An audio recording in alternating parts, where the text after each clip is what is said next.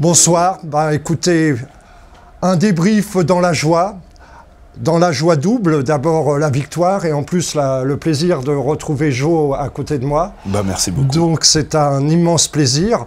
On va déjà lui laisser la parole, lui demander ce qu'il pense de ce match et puis après un peu parler de lui. D'abord, moi je tiens à le féliciter pour la saison qu'il a produite, ça a été extraordinaire.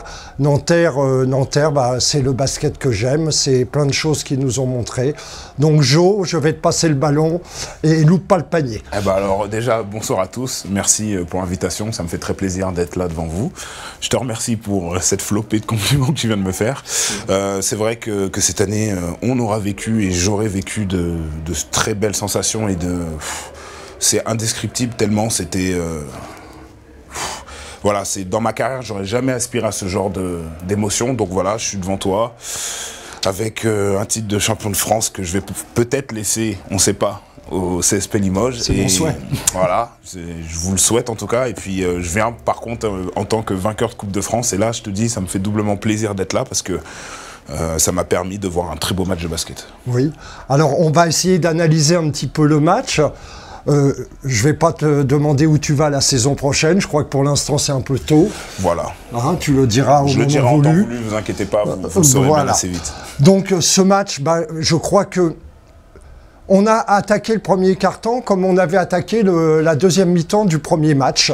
Là on l'a fait dans le bon sens, c'est-à-dire que le premier quart-temps, on a pris une sécurité, on leur a mis la tête sous l'eau et après on n'a eu qu'à dérouler et on n'a pas eu de relâchement contrairement à certains matchs. Moi j'ai aimé la dureté d'entrée de match, la présence physique, je pense pour pas le citer Azerbo qui a tout de suite mis les paniers dedans et qui leur a fait mal dans l'impact. Et j'ai bien aimé aussi, on a senti qu'au premier quart-temps le groupe était vraiment soudé et qu'ils avaient envie de faire les efforts ensemble.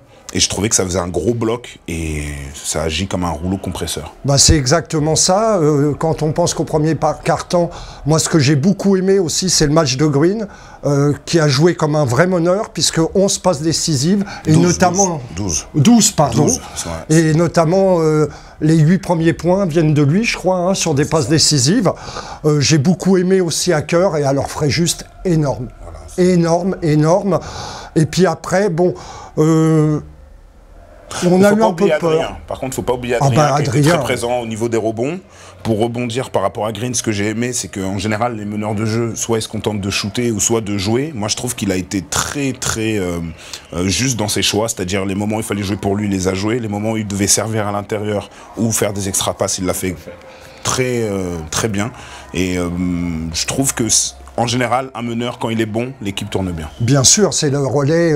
Quand on a un axe 1-5 qui tourne bien, ce qui s'est passé ce soir, c'est le relais. Moi, un gros souci, c'est quand même, j'ai pas de nouvelles là, de la blessure d'Adrien, en espérant que ce n'est pas quelque chose de trop grave, parce qu'il est tellement... Ça a été le moteur de l'équipe toute la saison avec Nobel. Ça me dérange un petit peu, parce que j'étais venu aussi pour le voir, parce que c'est mon pote et qu'on devait manger ensemble, donc j'espère qu'on aura des je te le souhaite de tout cœur.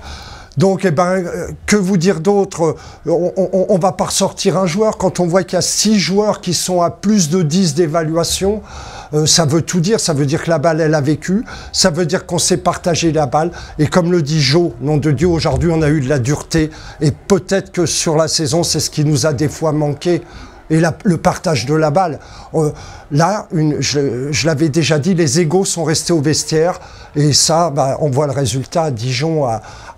Mais ils n'ont rien lâché. Et je vais en profiter quand même, parce que je veux leur rendre un grand hommage. Parce que franchement, faire ce qu'ils ont fait pendant toute la saison, un grand coup de chapeau à eux et à leur encadrement.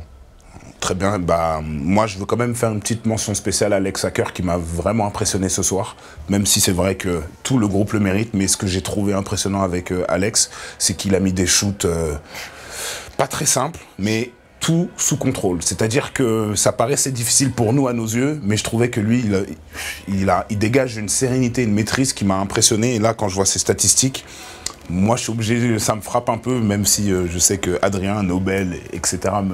me jugeront pas par rapport à ça. Je trouve quand même qu'il est vraiment impressionnant et que, voilà, s'il faut ressortir un nom, je ressors Alex Hacker. Pour moi, il n'y a pas photo aujourd'hui. Pour moi, c'est le MVP aujourd'hui.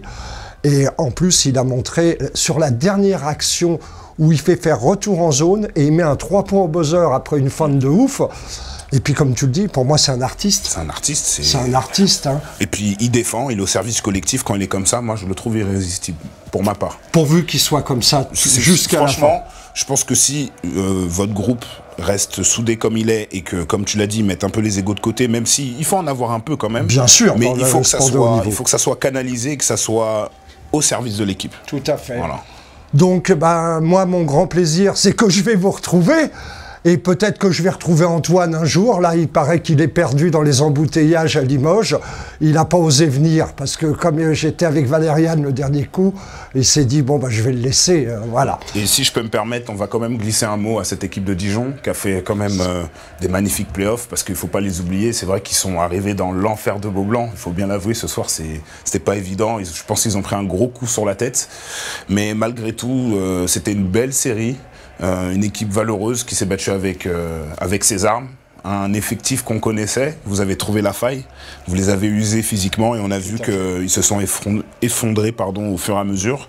Mais voilà, je voulais leur tirer un petit coup de chapeau vu que j'ai la possibilité de le faire. Parce que, comme tu le dis très justement, on les a usés physiquement parce que la presse, elle n'était pas faite pour piquer des ballons, elle était faite pour fatiguer le meneur et retarder leur montée de balle parce qu'on sait que sur le jeu placé, ils vont souvent à la limite des 24 secondes. Et ça revient au compliment à l'encadrement et au staff, qui a fait un bon boulot. Tout à fait.